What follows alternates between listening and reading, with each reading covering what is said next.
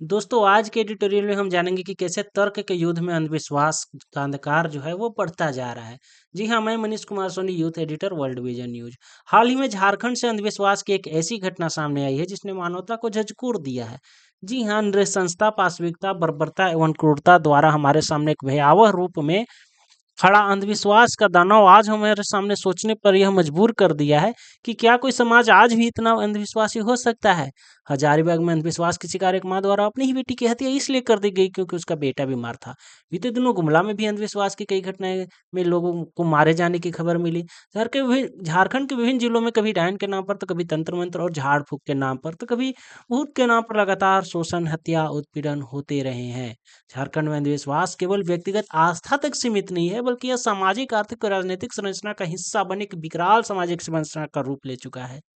कभी किसी अकेली बुजुर्ग महिला या अबला महिला को संपत्ति, दुश्मनी और शोषण की आड़ में डायन बताकर सामाजिक बहिष्कार, हत्या जैसे अपराध को अंजाम दिया जाता है।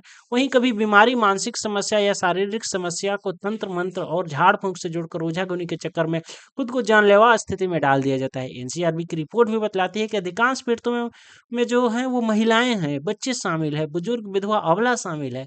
पिछले कुछ वर्षों की घटनाओं को अगर हम बारीक नजर देखें तो एक व्यापक भयावह तस्वीर हमारे सामने प्रस्तुत होती है। अंधविश्वास की कुछ घटनाओं में स्वास्थ्य संबंधी अंधविश्वास देखा गया है। समाज का एक बड़ा वर्ग आधुनिक चिकित्सा एवं टीकाकरण से डरता है। गर्भवती महिलाएं और नवजात बच्चों को गलत परंपराओं में शामिल किया गया। वहीं संक्रमण से जुड़ी बीमारियों को भगवान का प्रकोप माना गया। ओझा, तांत्रिक एवं बाबाओं द्वारा लोगों का पूजा पाठ, बलि के नाम पर ठगी की गई एवं गरीब वर्गों का शोषण हुआ। भीड़ द्वारा हिंसा के मामले देखे गए हैं। पारंपरिक आदिवासी मान्यता को गलत तरीके से पेश किया गया। विभिन्न रूपों में महिलाओं का व्यापक शोषण की घटनाएं हुई। उपरोक्त खबरों के आधार पर निष्कर्ष निकाला जा सकता है कि समाज के एक बड़े वर्ग में शिक्षा और जागरूकता की व्यापक कमी रही है। यही कारण है कि लोग सामाजिक जो है वो जागरूकता की कमी के शिकार है, वैज्ञानिक सोच के अभाव के शिकार हैं और अंधविश्वास पर भरोसा कर रहे हैं। जब लोग बीमारी, आपदा और असफलता से जुड़ते हैं तो वो किसी अज्ञात अनहोनी का डर हो, उसे वो आसानी से अंधविश्वास के रूप में स्वीकार कर लेते हैं और उसकी चपेट में आ जाते हैं। कई अंधविश्वास पीढ़ी दर पीढ़ी रिवाज या संस्कृति के आधार पर चले आ रहे हैं। इसकी चर्चाएं और शिकायत बेहद सीमित होती है। एक दौर था जब विज्ञान नहीं था तो समस्याओं का समाधान के लिए ऐसी मान्यताओं को आधार बनाया जाता था, लेकिन आज जब 21वीं सदी में वैज्ञानिक प्रगति और क्रांति का दौर है, फिर ऐसे सामाजिक मान्यता मानवता पर कलंक है, गरीबी और आर्थिक असमानता का कारण है। लोग सस्ते विकल्प के तौर पर ओझा, तांत्रिक पर निर्भर हो रहे हैं। दूरवर्ती पहाड़ों और जंगलों में रहने वाले लोग स्वास्थ्य सुविधाओं के अभाव में अंधविश्वास का शिकार हो रहे हैं। पितृसत्तात्मक समाज ने इसको संरक्षण प्रदान किया है। वर्तमान दौर में नीतियों एवं योजनाओं का कमजोर क्रियान्वयन भी ऐसी घटनाओं को मजबूती प्रदान कर रहा है। झारखंड सरकार की prevention of which practice act 2001 डायन प्रथा के खिलाफ मजबूत कानून है। पुलिस और प्रशासनिक कार्रवाइयों के द्वारा भी विशेष अभियान और निगरानी की जाती है।